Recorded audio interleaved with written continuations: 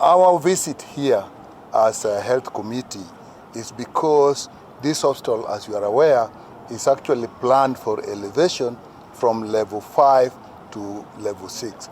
It's actually, practically, that has happened, but then there are processes that have to come into place so that that is realized. And one of those is to actually assess the situation of the hospital, the facilities it has, the staff it has, the equipment it has, and what it can do, what it cannot do. That is particularly important because for those changes to occur so that it serves people at the level that is expected, then we need to have those. And in order to have those, there is need for finances to be made available.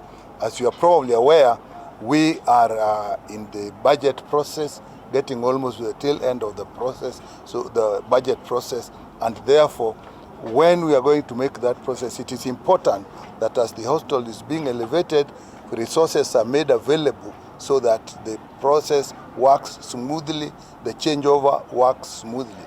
It is also important that we look at the processes. For example, it has to be gazetted, what is required, like public participation, which will be done soon so that the gazettement goes on.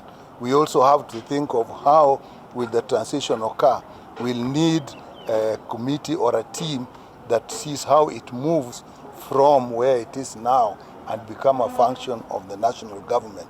There may even be need to look at some of the laws so that when that transition occurs, the legal apparatus are all in place, the administrative apparatus are all in place, the resources that are required, at least at the beginning, are in place. And that is the purpose for our coming here. We have gone through the hospital and we have looked at it.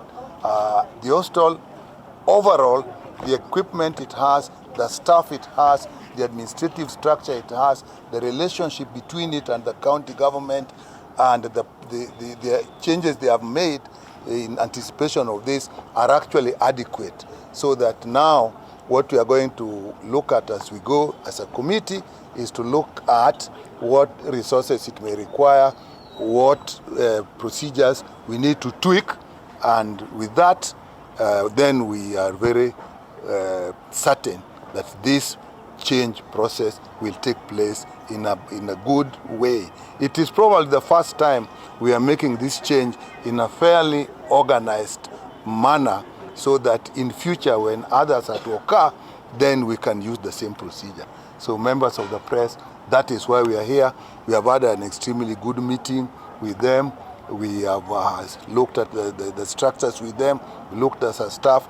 I must say that from the time we were here last, that was about 2 years ago, a lot of work has been done in terms of the management, in terms of the staff, in terms of trying to improve the services. So I think it is at the right time that we should push it forward.